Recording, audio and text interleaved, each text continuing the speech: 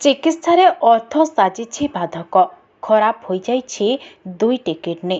ଅସହ୍ୟ ଯନ୍ତ୍ରଣା ସାଙ୍ଗକୁ ଜୀବନ ସହ ଯୁଝୁଛନ୍ତି ସେ। ଏଣେ ଡାକ୍ତର କହିଛନ୍ତି ତୁରନ୍ତ ଅପରେସନ ନ କଲେ ସ୍ୱାସ୍ଥ୍ୟାବସ୍ଥା ବିଗିଡ଼ିଯିବ। କେଉଁଠୁ ଆସିବ ଏତେ ଟଙ୍କା? କେମିତି ହେବ ଚିକିତ୍ସା? ସେହି ଚିନ୍ତାରେ ପରିବାର ଲୋକେ। ଦର୍ଶକ ବନ୍ଧୁ, ଆମେ କହୁଛୁ ବାଲେଶ୍ୱର ମାନସିଂ ବଜାର ଅଞ୍ଚଳର ମଳୟ ନାୟକଙ୍କ କଥା। ତାଙ୍କ ବୟସ ମାତ୍ର 30। ଏହି ବୟସରେ ତାଙ୍କ ସ୍ୱାସ୍ଥ୍ୟ ଅବସ୍ଥା ଏମିତି ହେବ ସେ କେବେ ଭାବି ନଥିଲେ। ପରିବାରର ଆର୍ଥିକ ସ୍ଥିତି ମଧ୍ୟ ସ୍ୱଚ୍ଛଳ ନୁହେଁ। ତାଙ୍କ ବାପା ଅକ୍ଷୟ ନାୟକ ଜଣେ ଶ୍ରମିକ ଭାବେ କାର୍ଯ୍ୟ କରନ୍ତି। ହେଲେ ପୁଅର ଏଭଳି ସ୍ଥିତି ଦେଖି ଅକ୍ଷୟ ଓ ତାଙ୍କ ସ୍ତ୍ରୀ ଅନ୍ନପୂର୍ଣ୍ଣା ନାୟକ ମଧ୍ୟ ଭାଙ୍ଗି ପଡ଼ିଛନ୍ତି।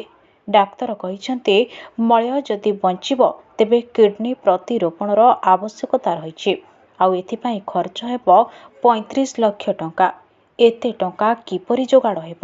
ଯାହା ଟଙ୍କା ଥିଲା ମଳୟର ଚିକିତ୍ସାରେ ଖର୍ଚ୍ଚ ହୋଇସାରିଲାଣି।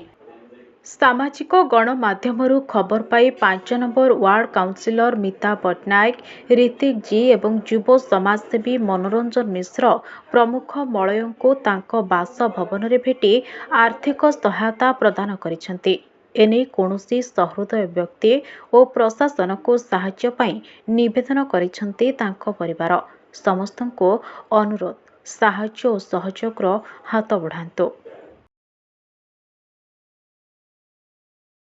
ନା ମଳୟ କୁମାର ନାୟକ, ବୟସ 30। ଦୁଇଟା ଯାକ କିଡନୀ ଫେଲ୍ୟୁର ହେଇଯାଇଛି। 1.5 ବର୍ଷ ହେଲାଣି। ଏବେ ମୁଁ ବାଲେଶ୍ୱର ଗଭର୍ଣ୍ଣମେଣ୍ଟ ହସ୍ପିଟାଲରେ ଡାୟାଲିସିସ୍ ହେଉଛି ସପ୍ତାହକୁ 3 ଥର। ଏବେ ତ ଡକ୍ଟର ଯେଟା କହୁଛନ୍ତି 30ରୁ 35 ଲକ୍ଷ ଟଙ୍କା ଦରକାର କି ହେଉଛି ଟ୍ରାନ୍ସପ୍ଲାଣ୍ଟ କରିବା ପାଇଁ। ଡକ୍ଟର କହୁଛନ୍ତି 30ରୁ 35 ଲକ୍ଷ ଟଙ୍କା ଦରକାର କିଡନୀ ଟ୍ରାନ୍ସପ୍ଲାଣ୍ଟ ପାଇଁ। ଆଉ ଘରେ ତ ଏତେ ପଇସା ଆରେଞ୍ଜ କରି ହେଉନାହିଁ। ଆଉ ସମସ୍ତେ ଯଦି ସାହାଯ୍ୟ କରନ୍ତେ ଆରୋଗ୍ୟ ହେଇପାରନ୍ତେ। ସମସ୍ତଙ୍କୁ ନିବେଦନ କରୁଛି ସମସ୍ତେ ମୋ ସାହାଯ୍ୟର ହାତ ବଢ଼ାନ୍ତୁ। ମୁଁ ସମସ୍ତେ ହାତ ବଢ଼େଇଲେ ମୁଁ ଆରୋଗ୍ୟ ହେଇପାରିବି। ମୁଁ ଆଜି ମାନସିଂ ବଜାରରେ 5 ନମ୍ବର ୱାର୍ଡ଼ରେ ମୋ ୱାର୍ଡ଼ରେ ମୁଁ ଆଜି ପହଞ୍ଚିଛି। ମୁଁ କାଲି ଫେସବୁକ୍ରେ ଦେଖିବାକୁ ପାଇଲି ଯେ ମଳୟ ଭାଇଙ୍କର 2ଟି କିଡ଼ନୀ ନଷ୍ଟ ହୋଇଯାଇଛି। ମୁଁ ତାଙ୍କୁ କିଛି ଆର୍ଥିକ ସାହାଯ୍ୟ କରିବା ପାଇଁ ଆସିଲି। ଆଉ ମୁଁ ଗଣମାଧ୍ୟମରେ ଏତିକି ଜଣାଇବାକୁ ଚାହୁଁଛି ସମସ୍ତେ ଆସି ତାଙ୍କୁ ଟିକେ ସାହାଯ୍ୟ କରନ୍ତୁ, ତାଙ୍କୁ ଆରୋଗ୍ୟ କରନ୍ତୁ। ସମସ୍ତଙ୍କୁ ମୁଁ ଏତିକି ଅନୁରୋଧ କରୁଛି। ମୋ ପୁଅକୁ ସିକେଡ଼ି ପେସେଣ୍ଟ, 2ଟା ଯାକ କିଡ଼ନୀ ତାର ଫେଲୁଅର। ଆଉ ସେ ପ୍ରଥମେ ଭୁବନେଶ୍ୱର କେୟାର ହସ୍ପିଟାଲରେ ଚିକିତ୍ସା ହେଉଥିଲେ। ତାପରେ ଆରେଣ୍ଟାଗରର ଆମେ ପଚାରୁଥିଲୁ ଯେ ସେ କହୁଛନ୍ତି 30ରୁ 35 ଲକ୍ଷ ଟଙ୍କା ଭିତରେ ଦରକାର ଡୋନର ସହ। ଆଉ ଡୋନର ବି ନାହିଁ କି ଏମିତି କିଛି ସାହାଯ୍ୟ ନାହିଁ। ଆଉ ବାପା ବି ହେଉଛନ୍ତି ଚାହା ଦୋକାନୀ ଗୋଟେ ଛକରେ କରିଛନ୍ତି। ଆଉ ସେଇ ରୋଜଗାରିଆ ପୁଅ ମୋର 2 ବର୍ଷ ହେଲା ଆଜିକି ସିକେଡ଼ି ପେସେଣ୍ଟରେ ପୀଡ଼ିତ ହେଉଛି। ଆଉ ତାହାରି ମୁହଁକୁ ଚାହିଁକି ତ ଆମେ ସବୁ ପଡ଼ିଛେ। ଆମେ ପରିବାର କହିଲେ ଆମେ ବାପା ମା ଭାଇ ପୁଅ ଝିଅ 2ଟା। ସେ ଝିଅ ଯାହା ଟ୍ୟୁସନ୍ କରିକି ଆଉ ଗୋଟେ ପ୍ରାଇଭେଟ୍ କଲେଜରେ ରହିଛି।